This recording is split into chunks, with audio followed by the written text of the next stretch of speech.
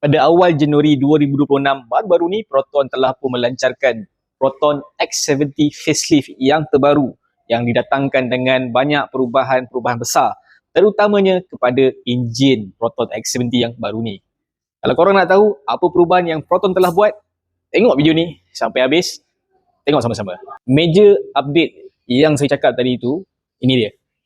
Enjin baru untuk Proton X70 kali ini.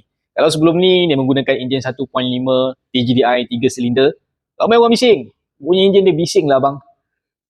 Jadi Proton telah pun memberi suntikan nyawa baru kepada Proton X70 ni dengan memberikan enjin 1.5 IGT turbo direct injection lagi 4 silinder dan yang paling penting sekali, dia dah tak guna timing belt bang.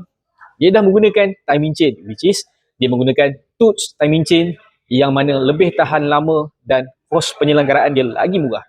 Selain dari itu, Proton juga upgrade dari segi dia punya NVH. Jadi lepas ni kalau korang naik Proton X70, korang akan terkejut, korang dah tak dengar dah bunyi sound, bunyi burung bersiul, bunyi ayam berkokok lagi pada Proton X70 kali ni. So, ada alasan dah kata duduk dalam X70 bising bang. Korang try dulu, pasti korang terkejut. Lagi satu, Proton juga upgrade dari segi suspension untuk Proton X70 kali ni. Berbanding Proton X70 yang lama, kali ni Proton dah pun buat enhance suspension dia lebih better daripada model X70 yang sebelum ni. Bila korang bawa, lagi comfort, lagi selesa untuk perjalanan dekat ataupun jauh. Dan bukan itu saja, Proton dapat buktikan dengan penggunaan minyak 6.9 liter untuk perjalanan 100 km. Lagi jimat. Lagi korang bawa dengan berhemah, lagi jimat minyak korang.